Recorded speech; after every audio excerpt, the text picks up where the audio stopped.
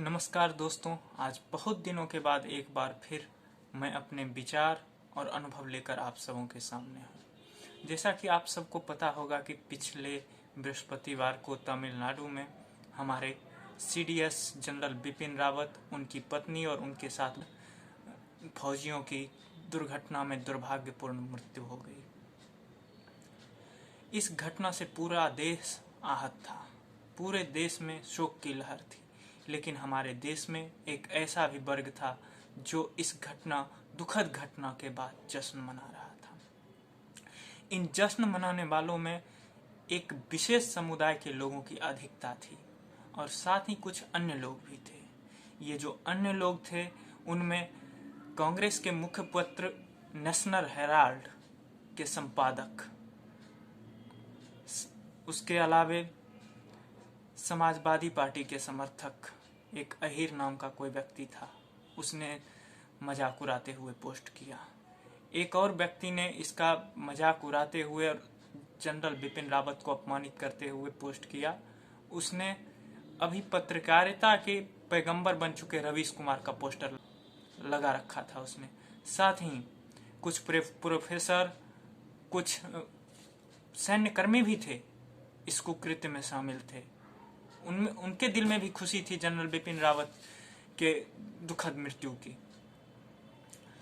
लेकिन इस सब में जो एक चीज कॉमन थी वो ये थी कि इनमें ना ही कोई सनातनी था, ना ही कोई संघी था और ना ही कोई तथाकथित मोदी भक्त था। क्योंकि ये बात आप चाहे माने या ना माने, ये सब वास्तविक रूप से देश को प्यार करने वाले होते हैं। और जब भी देश को दर्द होता है तो इन्हें भी दर्द होता है और ये भी दुखी होते हैं। अब इसको साइड रखते हुए अब आते हैं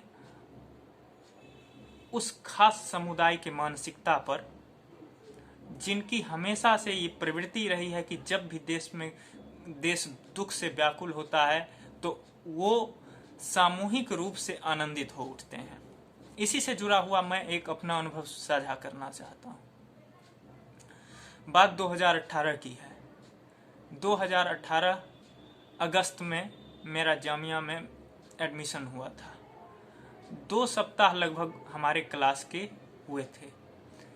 10 या 12 अगस्त को पूर्व प्रधानमंत्री अटल बिहारी वाजपेयी की गंभीर रूप से तबीयत बिगड़ चुकी थी और उन्हें एम्स में भर्ती कराया गया था।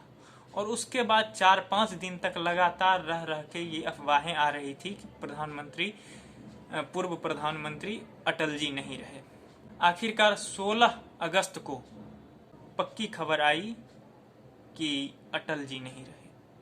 उस समय मेरा क्लास चल रहा था जामिया में। जब मुझे ये जानकारी हुई तो मैंने अपने शिक्षक को बताया कि सर, ये खबर आ रही है और ये पक्की जानकारी है, अटल जी नहीं रहे, हमें लगता है कि हम क्लास स्थगित कर देनी चाहिए। इसका उन्होंने सकारात्मक इस पर प्रतिक्रिया नहीं दी। उसके बाद क्लास अनवरत चलती रही और जब क्लास खत्म हुआ तो मैंने शिक्षक को कहा कि सर, कम से कम 2 मिनट का मौन तो होना ही चाहिए, हमारे पूर्व प्रधानमंत्री थे।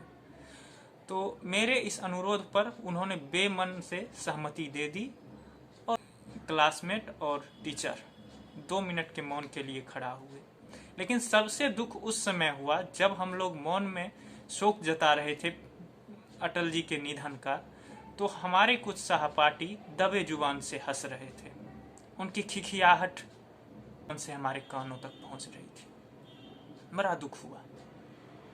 लेकिन साथ ही वो पहला मौका था जब हमें आज जिस बात की चर्चा हो रही है उसका पहला साक्षात्कार हमें हमारे क्लास में हुआ था। इसके अलावा एक अन्य अनुभव है, उसे भी आप सबसे साझा करना चाहता हूँ। ये बात है 2019 फरवरी की। फरवरी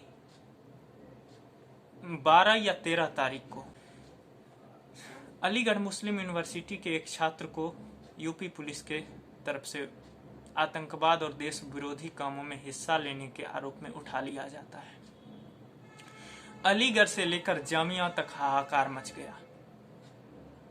जामिया में प्रोटेस्ट हो रहे थे, जो लोग प्रोटेस्ट में हिस्सा नहीं ले रहे थे वो सोशल मीडिया पर अपनी भड़ास निकाल रहे थे।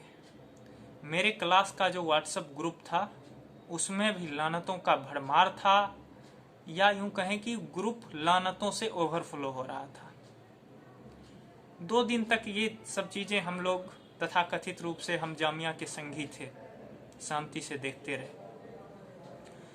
14 फरवरी को एक और अत्यंत दुखद खबर आती है कि पुलवामा में भारतीय सैनिक के काफिले पर आतंकवादियों ने कायराना हमला किया और 40 से अधिक जवान मारे गए। उसके बाद हमारे व्हाट्सएप ग्रुप में सन्नाटा था। कल तक जो अलीगढ़ के उस आतंकवाद के आरोपी के लिए आंसू बहा रहे थे, मातम मना रहे थे, पुलवामा में हमारे 40 जवान की मृत्यु के बाद, शहादत के बाद एकदम से सन्नाटा छा गया था। जवानों पर हमले की खबर दोपहर की थी, लगभग 12 या 1 बजे आई होगी। उसके बाद से लगभग 10 बजे रात तक मैंने इंतजार किया कि शायद जिस तरह से कल तरह से ये मातम मना रहे थे एएमयू के छात्र के गिरफ्तार होने पर, पुलवामा के शहीदों के लिए भी तो वो लोग शायद करेंगे दुख व्यक्त, लेकिन मैं गलत था। इन 8-10 घंटे में एक भी संदेश नहीं आया दुख व्यक्त करने वाला, और फिर मेरा धैर्य जवाब दे गया और मैंने उन लोगों की चुप्पी को सवाल करते हुए मैसेज किया कि तुम लोगों की संवेदनशीलता आज घास चरने चली गई क्या? उसके बाद फिर क्या था, उस ग्रुप में सारे लोग मुझ पर टूट पड़े।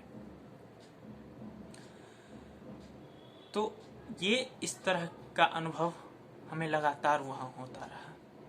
और मेरे जामिया में एडमिशन लेने का एक ये भी प्रमुख कारण था कि ये जो आज चर्चा चल रही है, जिस तरह की बातें हमारे सामने आती है, क्या उसमें वास्तव में सच्चाई है या क्या है।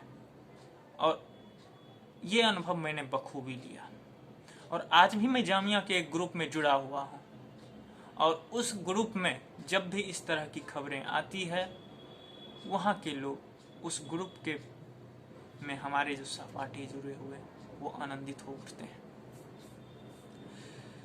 वो चाहे अमित शाह के कोरोना से संक्रमित होने का खबर आए या प्रखर राष्ट्रवादी पत्रकार रोहित सरदाना की मृत्यु की खबर आए, वहाँ जश्न मनता है।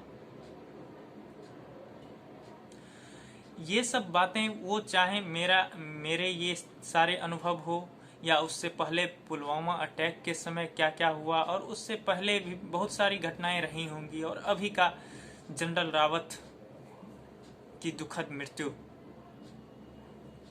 और जवानों का जो निधन हुआ है, उस पर ये जो एक विशेष समुदाय के लोगों की प्रतिक्रिया होती है,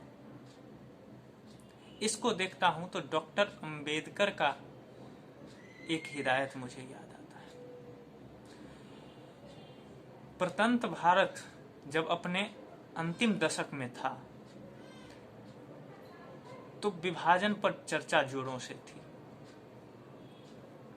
सारा देश विभाजन पर बहस कर रहा था। उस समय डॉक्टर भीमराव अंबेडकर ने एक पुस्तक लिखी। पुस्तक का नाम था थॉट्स ऑन पाकिस्तान।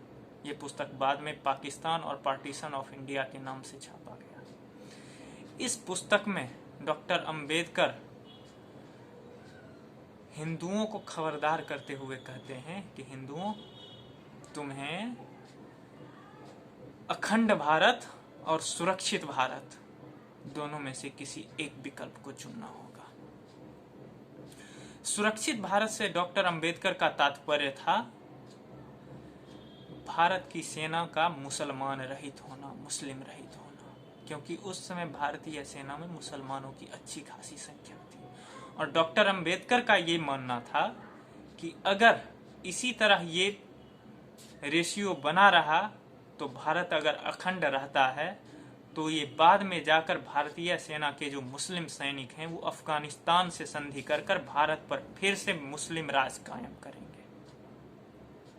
और इसीलिए उन्होंने हिंदुओं को खबरदार करते हुए कहा कि विभाजन भी हो और विभाजन के साथ हिंदू और मुसलमान जनसंख्या की पूर्णतः अदला बदली हो। लेकिन विडंबना तो देखिए, लेकिन भारत न अखंड रहा न सुरक्षित रहा।